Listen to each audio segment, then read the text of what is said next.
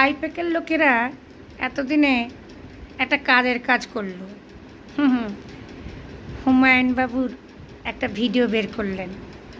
তা যাই হোক, দিদিমণি অত কোটি টাকা সার্থক হলো, বুঝলেন, এই ভিডিও বের করে।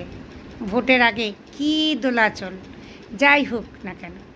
তা এই যে দাদা দিদির অনুপ্রাণিত ইউটিউবার দাদা দিদিরা, মামনিরা, তা বলছি আপনাদের দিদিকে কি লাস্টে ওই ভিডিও শরণাপন্ন হতে হলো নাকি?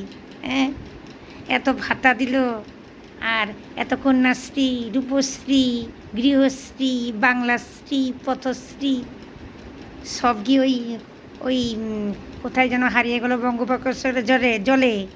তা হুমায়ুনের ভিডিওই ভরসা হলো লাস্ট অবধি।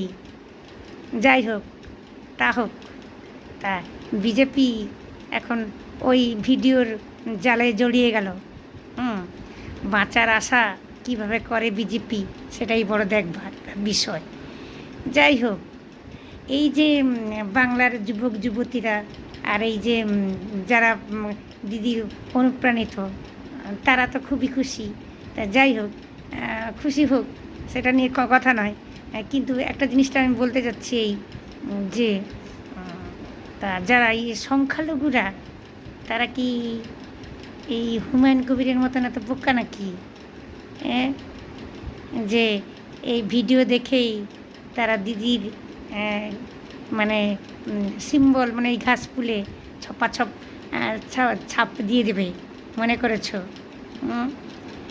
হ্যাঁ, দিদিমণি এবার খুব সাবধান।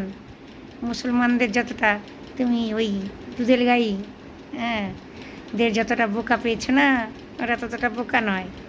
তা বোকা তুমি বানিয়ে রেখেছিলে, এখন আর অতটা বোকা নয়, তারা যথেষ্ট চালাক হয়েছে। তাই সাবধান, ওই ভিডিওর জালে তোমাকেও জড়াচ্ছে। যে দিদিমণিও শুদ্ধ এরকম ভিডিও করতে পারে, তাহলে তো ডাল মে কুচ কালা হ্যায়। হ্যাঁ।